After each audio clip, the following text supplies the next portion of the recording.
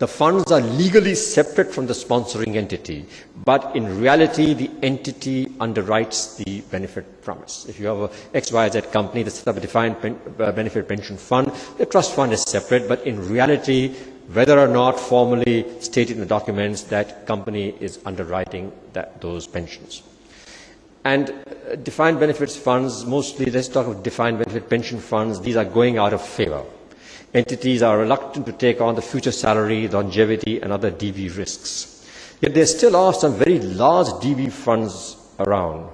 And again, in theory, they meet the first criterion. Their object is to build up an income stream. So that's the case for investing in ordinary shares.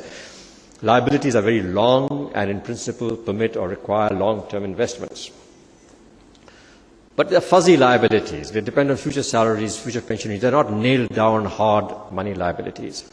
The second criterion, they don't meet. They are very, very conscious of falls in the market value because IAS 19 requires the investments to be valued at market value. And if there's a fall in market value, it has to be recognized either as a lump sum cost or amortized. And all this passes through on the accounts, to the accounts of the supporting entity. So I think you should be careful about that, and it's very difficult actually to work out theoretically what is the right proportion to invest for a defined benefit pension fund in ordinary shares. I'm going to very briefly mention a 1997 paper by Exley, Mehta and Smith on defined benefit pension funds, which they presented to the Institute of Actuaries. These three gentlemen made two fundamental points.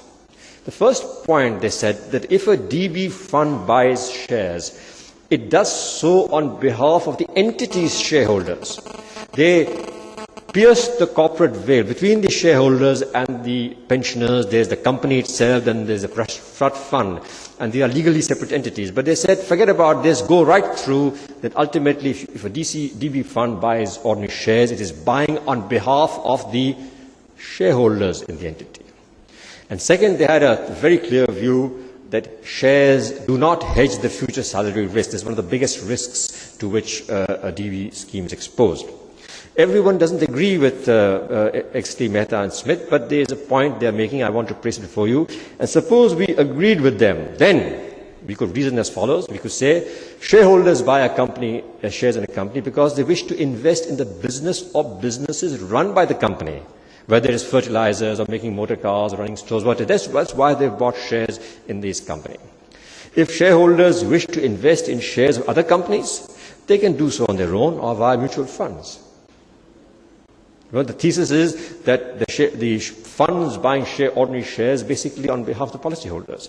So they say, we didn't engage you to buy shareholders. We bought shares in your business because of the business. So in this premise, DB fund trustees, this is a logical step. You may disagree with it because lots of people do disagree with it.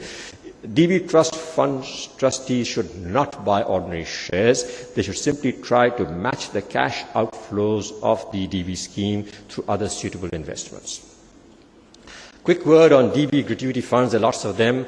The characteristics are somewhat similar, but remember they have to pay out lump sums. So in principle, the appropriateness of ordinary shares for them is less than that for pension funds, whatever that thing should be. And I must, you are CFOs, you are the top of your profession, and I would love to learn from you. And there is an email address at the top of the presentation. I believe the presentation will be on your website. Well, if you have any comments on what I've said, I would love to hear from you. I would love to learn from you, especially if you disagree with me. Ladies and gentlemen, thank you for listening to me so patiently.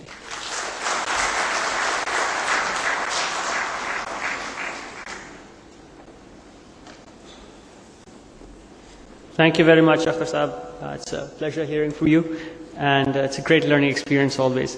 Our next speaker is Mr. Simon Padget.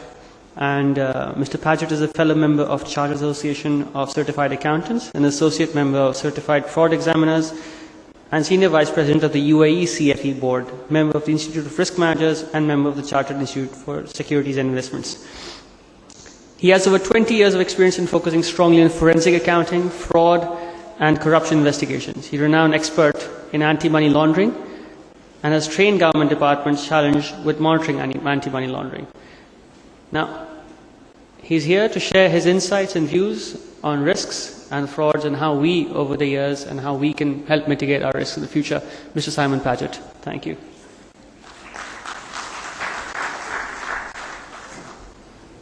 Testing. Is it working? Yes. Salam alaikum. Alaikum salam. Thank you very much. Thank you to ICAP and the organisers for inviting me to Pakistan. It's great to come to see your country. Sami presented a very interesting talk, and it was quite interesting to hear the number of times he mentioned the word risk. I want to continue that theme, but talk about the risk of fraud management. And I think you all know the biggest risk of all to all of us is not managing risk. So just for the next half an hour or so, we'll talk about fraud and forensic investigations. Let's take ourselves back a little bit. We're all dealing with fraud and corruption and investigating missing money, but what is fraud? This computer is not mine.